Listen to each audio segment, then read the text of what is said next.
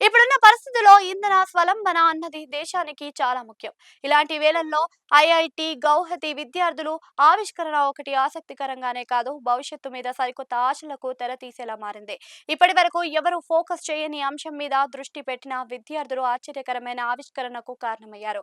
వీరి పరిశోధన ఇప్పుడు దేశీయ బయో ఇంధన రంగం ముఖ చిత్రంలో కీలకంగా మారుతుందని అభిప్రాయం వ్యక్తమవుతుంది. ఇంతకు వీరు ఏం చేశారు? దాని కారణంగా ఏం జరగనుంది?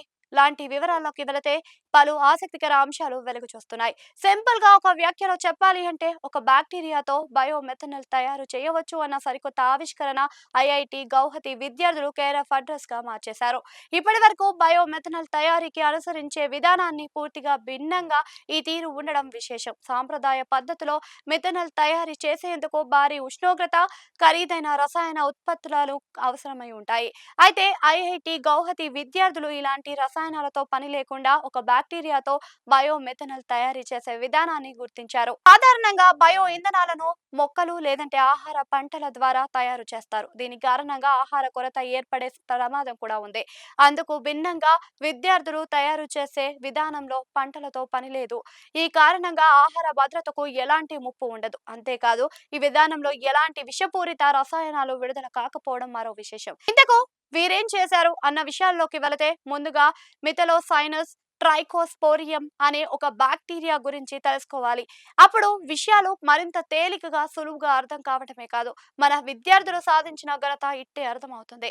ఈ బ్యాక్టీరియాకు ఉన్న ప్రత్యేక శక్తి ఏమిటి అంటే ఎలాంటి రసాయనాలు లేకుండా సాధారణ గది ఉష్ణోగ్రత వద్దే చాలా సులువుగా మిథెన్ వాయువును విడగొట్టి మిథనాల్ గా మార్చేస్తుంది. అదెలా అంటారా? ఒక చిన్న ఉదాహరణతో ఈ బ్యాక్టీరియా ఏం చేస్తుందో తెలుస్తుంది.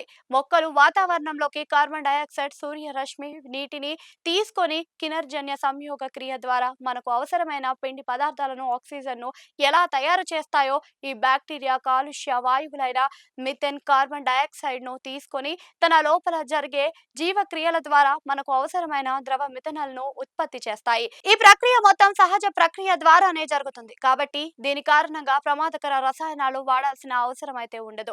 మిథెలోసైనస్ ట్రోకోస్పోరియం అనే బ్యాక్టీరియా ల్యాబ్ లో పుట్టించింది కాదు, కొన్ని లక్షల ఏళ్ల నుంచి భూమిపై సహజంగా పరిణామం చెందిన ఒక సూక్ష్మజీవి. ఇంతకు ఇది ఎక్కడ ఉంటుందన్న సందేహం వచ్చి ఉండొచ్చు. అక్కడికే వస్తున్నాం. చిత్తడి నేలలు, బురద ప్రాంతాలలో పాటు కుళ్ళిపోతున్న పదార్థాలు ఉన్న చోట, పరిసరాలలో నీరు నిల్వ ఉండే మట్టిలో భారీగా ఉంటుంది.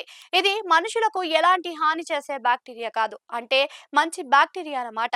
దీన్ని 1970లో బ్రిటన్ కు చెందిన ప్రొఫెసర్ రోజర్ విట్టెన్ బారీ ఆయన టీంతో తొలిసారిగా గుర్తించారు. వాతావరణంలో గ్రీన్ హౌస్ వాయువుల ప్రభావం, మట్టిలో జరిగే సహజ మార్పులపై పరిశోధన చేస్తున్నప్పటికీ దీన్ని గుర్తించారు.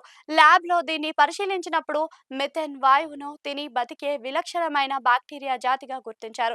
ఇప్పటి వరకు ఈ బ్యాక్టీరియాను ప్రమాదకర రసాయన వ్యర్థాలు భూగర్భ జలాల్లో కలిసినప్పుడు వాటిని శుద్ధి చేసేందుకు దీన్ని వాడేవారు. ఈ బ్యాక్టీరియాలోని సోల్యుబుల్ మెథేన్ మోనోఆక్సిజనేస్ అనే ఎంజైమ్ ఈ విషపూరిత రసాయనాలను పూర్తిగా విచ్ఛిన్నం చేస్తుందని గుర్తించారు. ఇలాంటి బ్యాక్టీరియాను ఐఐటి గౌహతి విద్యార్థులు బయోమెథన్ ఉత్పత్తికి వినియోగించవచ్చునని విషయం గుర్తించినప్పటమే కాదు, అదెలా సాధ్యమో అనేది చూపించారు. ఇంతకు ఈ బ్యాక్టీరియాతో బయోమెథన్ ఇంధనాన్ని ఎలా తయారు చేస్తారన్న విషయానికి వస్తే రెండు దశల్లో జరుగుతుంది. మొదటి దశలో బయో రియాక్ట్ ట్యాంకులలో ఈ బ్యాక్టీరియాను ఉంచి వాటికి కావలసిన ఆహారం మెథేన్ వాయువును అందిస్తారు. దీన్ని ఆహారంగా తీసుకున్న బ్యాక్టీరియా వేగంగా కోట్లాది సంఖ్యలో డెవలప్ అవుతాయి. దీని బయోమాస్ వృద్ధిగా చెప్పవచ్చు. బ్యాక్టీరియా బాగా పెరిగిన తర్వాత ఆ ట్యాంకులలో కార్బన్ డయాక్సైడ్ వాయువు పంపుతారు. ఈ దశలో బ్యాక్టీరియా కార్బన్ డయాక్సైడ్ ను తాము నిల్వ చేస్తున్న శక్తిని ఉపయోగించుకొని ఒక రసాయన చర్య ద్వారా ద్రవ రూపంలోకి ఉండే బయోమెథనాల్ ను బయటకు విడుదల చేస్తుంది. ఈ మొత్తం ప్రక్రియ సహజ సిద్ధంగానే సాగడంతో భారీ ఎత్తున ఇంధన ప్రయోజనాలు దీన్ని ఉపయోగించుకునే వీలుంది. ఈ వాణిజ్య సూత్రాన్ని గుర్తించిన హైదరాబాద్ కు చెందిన క్యాషియప్ క్లీన్ టెక్ ఇన్ఫర్మేషన్ సంస్థ ఐఐటి గౌహతితో ఒప్పందం చేసుకుంది. మొత్తంగా బయోమెథనాల్ తయారీలో ఒక కొత్త శకం మొదలైనట్లుగా చెప్పక తప్పదు.